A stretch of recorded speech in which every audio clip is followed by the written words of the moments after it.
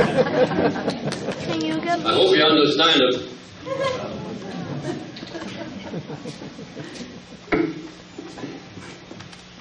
I was told to picture everybody naked, but standing at those angles.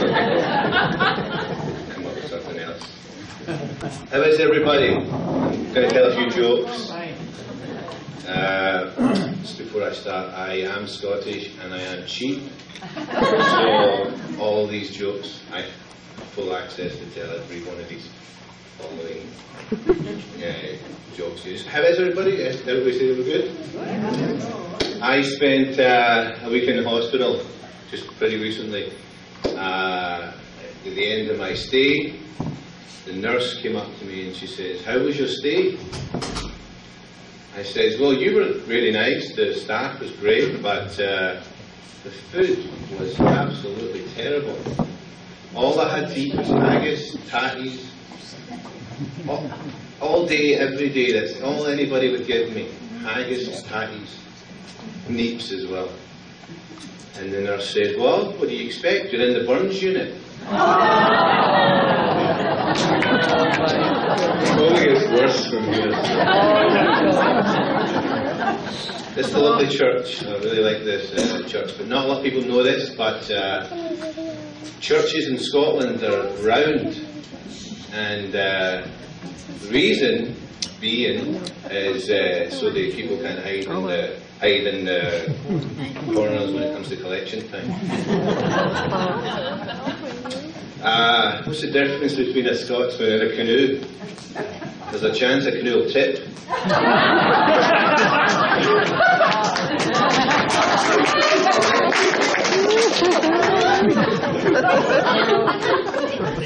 There's an auction house in Glasgow,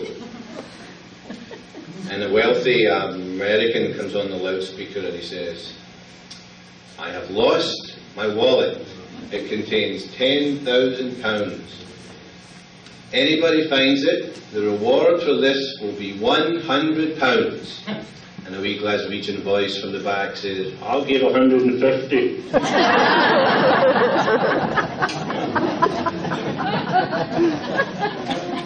There's 3 Scotsmen, 3 Englishmen on the way to a football match. Football? Football match. Getting on the train together. 3 Englishmen each buy 1 ticket each. The 3 Scotsmen only buy 1 ticket between them. Each Englishman says, "Well, how are you going to do that? You can't get on the train with 1 ticket between the 3." And the Scotsman, all the Scotsmen said, "Well, watch this. They get onto the train, all 3 Scotsmen pile into the washroom, tiny wee washroom, jam in there. Conductor comes around, tickets please, knocks on the door of the bathroom, tickets please, the door opens up, an arm sticks out, takes the ticket, keeps going. The Englishman says, "Wow, that's amazing." On the way back after the game, the Englishmen say, "We're going to do the same thing." They buy 1. The Scotsmen don't buy any tickets this time. The Englishman said, "How are you going to do this? You're going to get on the train, no ticket, impossible." The Scotsman says, "Well, just watch." They get on the train, 3 Englishmen shove into the washroom, tiny wee washroom. The 3 Scotsmen, the washroom right beside them, they shove into that washroom. The train starts going, one of the Scotsmen gets out of his washroom, knocks on the door, "Tickets please."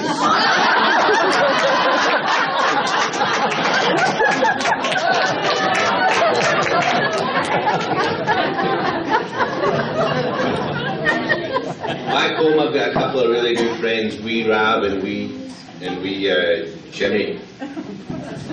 They go into the pub one day, they say to the barman, we'll have two large whiskies. And the barman says, 2 large whiskies, you must be celebrating. We Rab and we Jimmy say, "Yeah, we are. We completed a 100-piece jigsaw in only 6 months." And the barman says, 6 months? That's what me. 6 months? 6 months? I don't know. That seems like an awful long time for a 100-piece jigsaw. And we Rab says, No, the box said 3 to 5 years.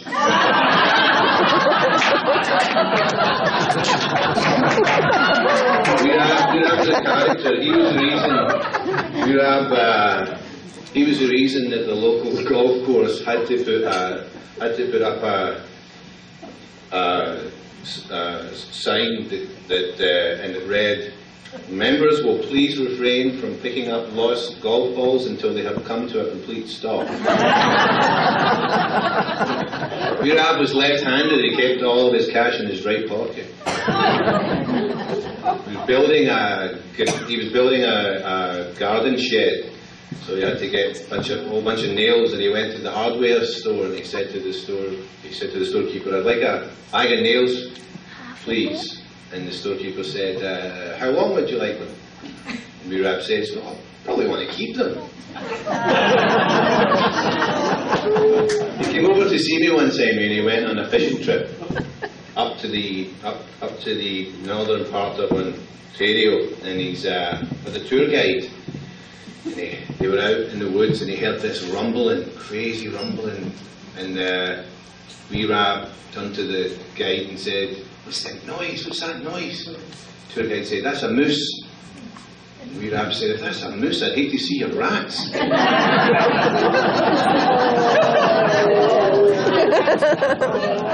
He was digging a hole in his backyard one. He was digging a hole in his backyard one night. One of his neighbours comes out, peels over the fence, and goes, "What are you doing, Rab? What are you doing?" And Wirab's crying. He says, "Buried my goldfish. I just buried my goldfish." And one of the neighbours said, "Wow, that's a mighty big hole for a goldfish there." And Wirab's has the shovel and he's patting it down and he says, "Aye, well, it was inside your cat."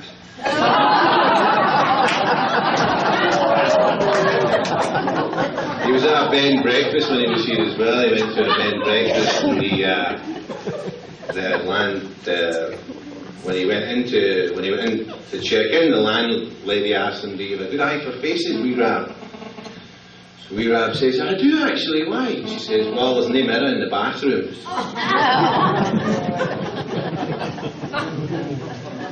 There's my father over there, or my father-in-law over there. A lot of you probably recognise him. Ben. I like to call him the exorcist, because when he comes to my house, the spirits disappear. I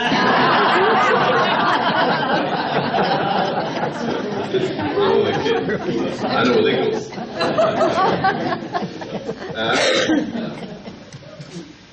Getting back to Wirab, he picked a wife. He picked a wife because her birthday was February 29th and he would only have to buy her a present once every 4 years.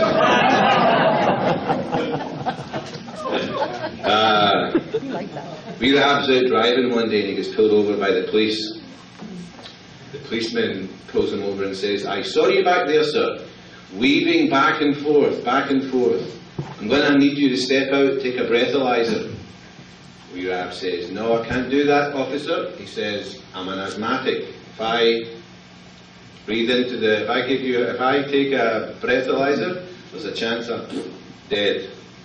So he says, "Okay, I'm going to have to get you to come with me down to the station, take a blood test." Wirab says, "No, can't do that either. I'm a haemophiliac. If I take blood, some bad things might happen. I might be dead."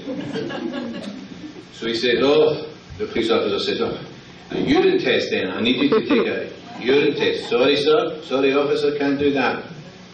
I'm a diabetic. That might be bad for me. I'll be dead." The officer said, "Well, I'm going to need you to come out, walk in a straight line along the road here." Wirab says, "I can't do that either." The police officer says, "Oh, why no?" Wirab says, "Because I'm drunk." After all that. That's it for me. Have a good